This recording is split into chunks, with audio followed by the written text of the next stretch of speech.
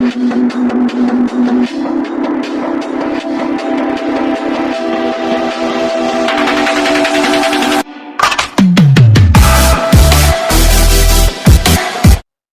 वालेकुम viewers, this is your host MJ Malik with the latest episode of Crick Talk with MJ Malik. आज जो match था, एक तरफ इंडिया थी, प्लस उनके साथ एम्पायर थे, प्लस उनके साथ सारी फील्ड खड़ी थी, और दूसरी तरफ जो थी बांग्लादेश की टीम थी, बांग्लादेश की टीम थी, और बांग्लादेश के साथ हमारी दुआएं खड़ी थी। यानी कि आपने आज डेलिब्रेटली इंडिया के फेवर में कुछ डिसीजन दिए, जिसकी वजह से एक क्वेश्चन मार्क उठता है कि आईसीसी की क्रेडिबिलिटी के ऊपर। और आईसीसी ने जो एम्पायर पैनल खड़ा किया वहाँ पे डेलिब्रेटली उनको जो है वो डिसीजन दे रहा है। यार ये इशू काफ़ी ज़्यादा है, कंट्रोवर्सीज काफ़ी ज़्यादा है, बहुत ज़्यादा कॉन्स्पिरेसी थ्योरीज हैं आज के मैच को लेके। स्टार्ट करते हैं, जो टॉस था, शकीब अल हसन ने टॉस जीतकर इंडिया को बैटिंग दी। ओवरकास्ट कंडीशन थी, और ओवरकास्ट कंडीशन को देखते हुए बैटिंग तो उन्होंने को मिल गई, लेकिन उसका वो प्रॉपर फायदा नहीं उठा उसके ऊपर कंडीशन, ओवरकास्ट कंडीशन का। पिच के ऊपर ग्रास भी था, बाउंस भी था, लेकिन बांग्लादेशी बॉलर के पास वैसी मूवमेंट नहीं थी। एक उन्होंने आज में शरीफुल खिलाया था, उसको अच्छी तरह उन्होंने धुलाई किया। केएल राहुल ने अच्छी बैटिंग की, और शुरू में जो है वो कैच उड़ गया था रोहित शर्मा का, लेकिन गुड लक टू बांग्लादेश के वो वेरी नेक्स्ट ओवर की पहली गेंद के ऊपर ही रोहित शर्मा आउट हो गया। अदरवाइज जो ओपनिंग पार्टनरशिप बड़ी लीथल लग रही थी, इस तरह उन्होंने स्टार्ट लिया था। केएल राहुल का शो था, केएल राहुल ने आज बड़ी अच्छी बैटिंग की, और एक 50 स्कोर जो उसकी फॉर्म थी, काफी अच्छे उसके ऊपर क्वेश्चन मार्क लग रहे थे कि वो भी हमारे बाबर आजम की तरह जो है लंबे अरसे से जो है एक बड़ी इनिंग नहीं खेल पा रहा। आज उसने वो प्रूव किया, 50 प्लस उसने स्कोर खड़ा कर दिया। 50 प्लस स्कोर खड़ा करने के बाद जनाब साहब विराट कोहली का शो था, उसके साथ सूर्य कुमार यादव मिला के।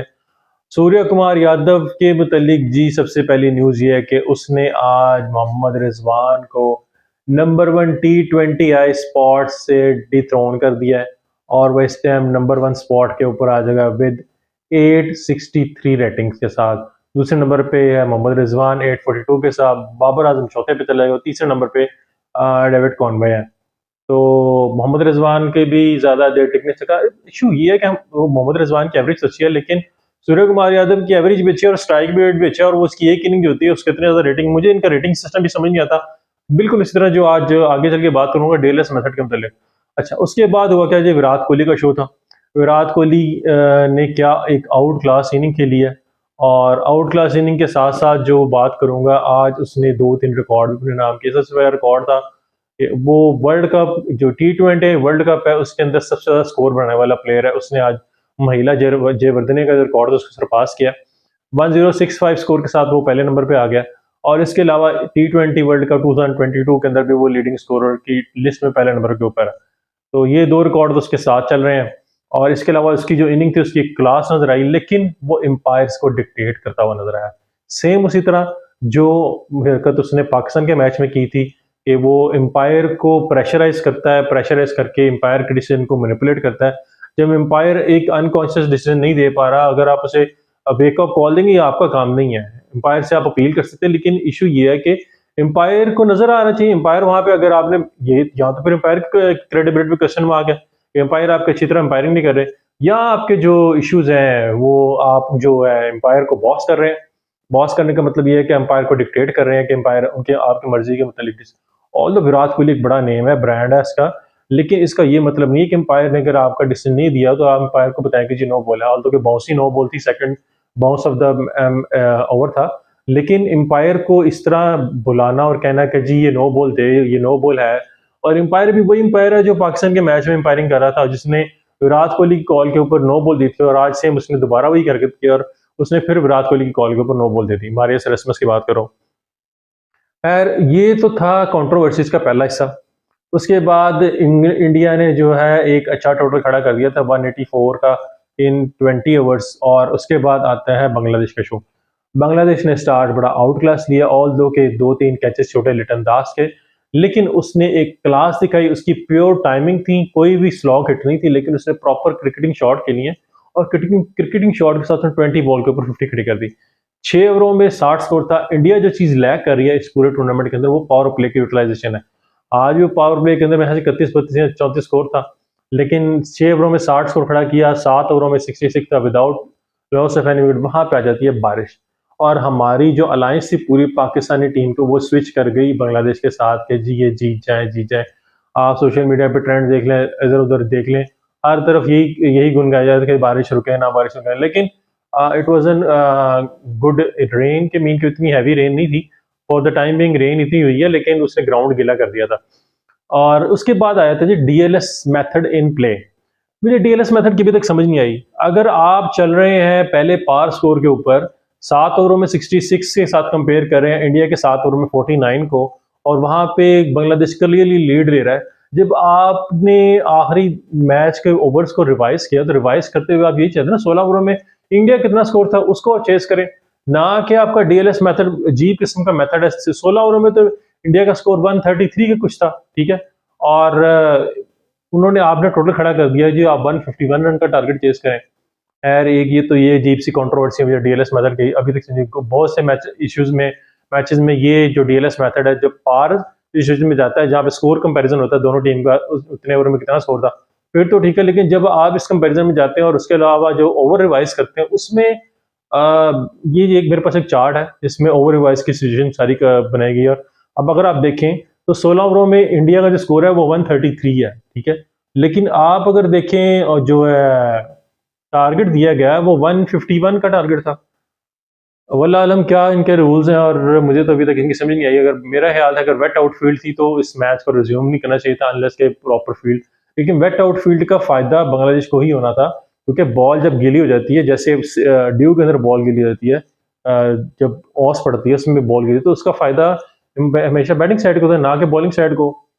और बॉल गीली जब होगी तो वो बॉल आपसे प्रॉपर डिलीवर नहीं होगी, और इसके अलावा पिच के ऊपर स्किट भी करेगी और स्कोरिंग होगी। खैर लिटन दास का जो आउट था सबसे पहले केएल राहुल की जो थ्रो थी, 7 ओवर में 66 स्कोर है, बारिश होती है, बारिश के बाद मैच दोबारा रिज्यूम होता है रिवाइज टारगेट के साथ, और वहां पे इनका मोमेंटम टूट चुका था। यानी कि आपने 7 ओवर में बड़ा अच्छा मोमेंटम बिल्ड किया था, अगर उसी मोमेंटम से आप जाते शायद कहीं एक क्लोज कॉन्टेस्ट मिलता, लेकिन बहुत बड़ा टारगेट था, मोमेंटम आगे भी शेक कर सकता था।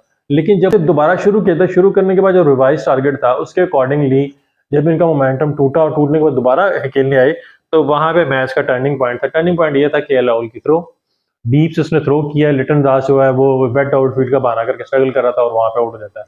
और वहां पे जो है उनकी जो वही पैनिक बटन, हमारी तरह जैसे पाकिस्तान की टीम है मिडिल ऑर्डर में शेक करती है, पैनिक बटन क्लिक करता है। और दूसरी बात है कि बाउंड्री की यूटिलाइजेशन कैसे कर रहे हैं आप जब देख रहे हैं कि स्ट्रेट जो बाउंड्री है 82-89 मीटर की बाउंड्री थी स्ट्रेट की जो है, ठीक है, आप वहां पे हिटिंग करने की कोशिश करें। जब आपके पास साइडवाइज बाउंड्रीज है, एक साइड पे 60 मीटर है, एक साइड पे 57 मीटर की बाउंड्री थी, आपने इनको यूटिलाइज नहीं किया और ऐसे ऊंचे ऊंचे तारे लगा दिए जैसे कि पता नहीं वो बेसबॉल का मैच है। यानी कि आपने स्काई जो ऊपर स्पाइडर कैम लगा कैमरा उसको हिट करना है, या ऐसे कोई रूल बनाया हुआ। अजीब ही शॉट नजर आई है। हमारा मैच तो नहीं था लेकिन मैं इस तरह क्रिटिसाइज नहीं कर सकता। क्रिटिसाइज हम क्रिकेटिंग सेंस में कर रहे हैं कि जी बांग्लादेश की क्रिकेटिंग जो है वो पहले उनकी इंटेंट नहीं थी। बांग्लादेश का जो कैप्टन उसका बयान देख के मुझे पहले हंसी आ रही थी इसने किस किस्म का बयान दिया, लेकिन उसके बाद भी इस तरह की परफॉर्मेंस देना, खैर उसकी तरफ से तो कोई इतनी अच्छी परफॉर्मेंस नहीं। लेकिन आपके पास जब फील्डिंग नजर आ रही है, फील्डिंग उसने चार जो फील्डर थे, deep mid on, long on, leg side के ऊपर या थर्ड मैन के ऊपर फील्डर लिए हुए हैं, तो आप ऑफ साइड की फील्डिंग को यूटिलाइज करें, ऑफ साइड के ऊपर ओवर कवर करें। जैसे 2 चौके लगाए थे शाकिब अल हसन ने, एक दो छक्का भी लगा बाद में आके, आपने इस तरह यूटिलाइज नहीं किया और इस लेग साइड को यूटिलाइज करते हुए वहां पे कैचेस आपने पकड़ा दिए। खैर ये तो था जी इनकी इनिंग की। पैनिक बटन का क्लिक करता है और पैनिक बटन क्लिक करने के बाद जो है वो लगातार उनकी विकेटें टॉपल करती रहती हैं और टॉपल करते करते सारी जो टीम है आखिरी ओवर तक मैच चला गया। लेकिन अर्शदीप के ओवर की बात करूंगा जिसने सेकंड ओवर किया, पहले ओवर में तो 86 मार पड़ी थी, लेकिन दूसरा ओवर जिसने दोबारा कमबैक ओवर किया उसके अंदर वो 2 विकेट निकाल गया। एक या 2 ओवर स्कोर दिया था अर्शदीप ने और जिसके अलावा वो 2 विकेट निकाल गया। और क्या आला ओवर था, उसके डीप डेप्थ यॉर्कर्स हैं वो कंटिन्यूसली इंप्रूव कर रहे हैं। बुमराह के साथ बुमराह की एब्सेंस को वो फील होने दे रहा है और वो एक अच्छा रोल प्ले कर रहा है और वो भी इसके टॉप विकेट टेकर्स में आ चुका है सुपर 12 राउंड के अंदर अलॉन्ग विद सैम करन। और इस वक्त 9 विकेटें दोनों की, देखना पड़ेगा कहाँ पे ये फिनिश करते हैं। खैर अगली बात करूंगा जी लास्ट ओवर में जो था मैच जो है वो डीएलएस मेथड के तहत खत्म और 5 रन से जो है वो इंडिया मैच जीत गई। और पाकिस्तान की जो क्वालिफिकेशन आ रही है उसको एक बड़ा ही शॉक लगा है, लेकिन इतना क्लोज आना बनता नहीं था। बारिश कंटिन्यू रहनी चाहिए थी। हम सब तो ये दुआएं कर रहे थे कि 7 ओवरों को बारिश कंटिन्यू रहती है और मैच वहीं पे डेड हो जाता और बांग्लादेश 17 स्कोर से जीता। लेकिन वहाँ पे कुछ और ही चीज़ें थी और इंडिया ने मैच जो था वो डिजर्विंगली जीत लिया। डिजर्विंगली इसलिए कहूँगा कि इंडिया ने पहले राउंड के अंदर बड़ी अच्छी मेहनत की है, उन्होंने एक बड़ा टोटल खड़ा किया था, उसके ऊपर मेहनत की। अब दूसरे राउंड के ऊपर आप अगर उनको ये कहें कि जी वन साइड मैच, लेकिन खैर इंडिया जीत गया और पॉइंट टेबल के ऊपर वो 6 पॉइंट के साथ पहले नंबर पे आ गया with run rate of plus point 0.73 के साथ। पहले पे दूसरे पे साउथ अफ्रीका की टीम है, तीसरे पे बांग्लादेश और चौथे पे शायद जिम्बाब्वे है या पांचवे पे पाकिस्तान है, इस तरह कुछ चल रहा है।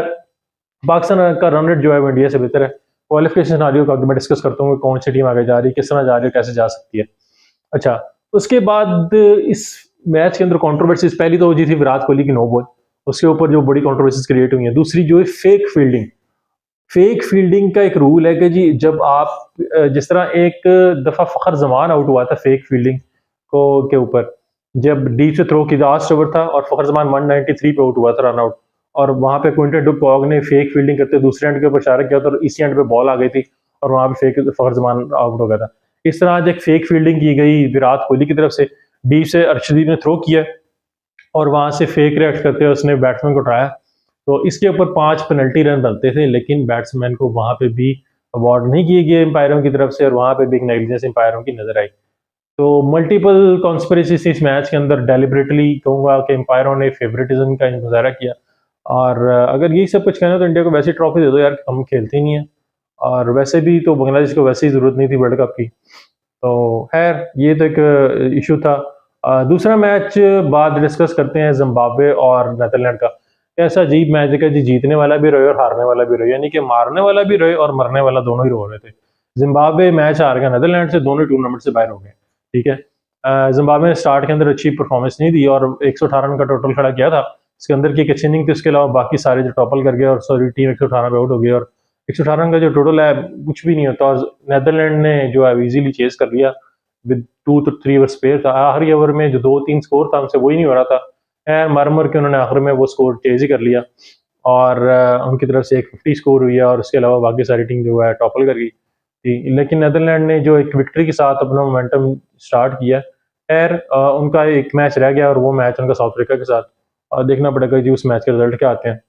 और उसके बाद बात करेंगे जी पाकिस्तान किस तरह क्वालिफाई कर सकता है नेक्स्ट राउंड के लिए। सिनारियो कुछ इस तरह है कि इंडिया का आखिरी मैच है जिम्बाब्वे के साथ, पाकिस्तान के 2 मैच हैं। आज पाकिस्तान खेलेगा साउथ अफ्रीका के साथ और दूसरा पाकिस्तान का जो मैच है बाद में बांग्लादेश के साथ है। साउथ अफ्रीका का एक मैच पाकिस्तान के साथ है, दूसरा मैच उनका जो पड़ा हुआ है वो है नेदरलैंड के साथ।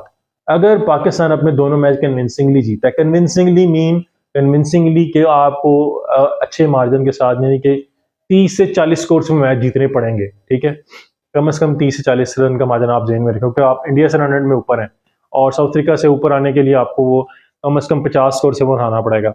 एक चीज, दूसरी चीज है कि आपको जो है वो एक तो मैचेस कन्विंसिंगली जीतने पड़ेंगे, दूसरा सिनारियो है कि साउथ अफ्रीका अपना लास्ट मैच जो है नेदरलैंड से वो हारे या इंडिया अपना लास्ट मैच जो है जिम्बाब्वे से मारे, यानी कि स्टिल वही जो इफ एंड बट्स वाली बातें अभी भी चल रही हैं और पाकिस्तान मेरे ख्याल से भी आउट है टूर्नामेंट से। बाकी टीमों के चांसेस बहुत ब्राइट है, साउथ अफ्रीका के और दूसरी टीम जो है वो इंडिया है और they are going through.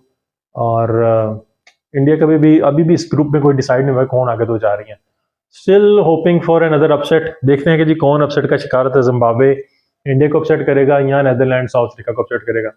We will see for that. और आगे चलते हैं जी, नेक्स्ट जो है मोस्ट T20I विंस के अंदर जो as a captain Rohit Sharma और बाबर आजम जो है इन अ कैलेंडर ईयर वो इक्वलाइज कर चुके हैं एक दूसरे के रिकॉर्ड को और 20-20 विक्ट्री के साथ in a calendar year T20I as a captain वो इक्वल कर चुके हैं। 20-20 विक्ट्री दोनों के नाम पे हैं और रोहित शर्मा अगर एक और मैच जीते हैं तो वो 21 हो जाएंगे और बाबर आजम की जो पिछले साल का रिकॉर्ड था उसका वो बीट कर देंगे। अगली बात है मोहम्मद हफीज के मतलब। मोहम्मद हफीज जो है ICC के एम्बेसडर बन चुका है पाकिस्तान की तरफ से for ICC event in this T20 world cup. देखना पड़ेगा जी वो क्या गुल खिलाते हैं। ये सब तो न्यूज़ थी ICC के हवाले से, T20 टूर्नामेंट के हवाले से। और अदर न्यूज़ है कि 20 नवंबर से FIFA world cup football in कतार शुरू होने जा रहा है और देखेंगे उसकी जो न्यूज़ है क्या क्या देखने को मिलता है। तो द लेटेस्ट अपडेट, और काइंडली अगर आपको एपिसोड पसंद आई है तो चैनल को काइंड सब्सक्राइब करना मत भूलिएगा for the latest update about cricket and other sporting events. This is what we have for today's episode. Thanks for watching. Over and out.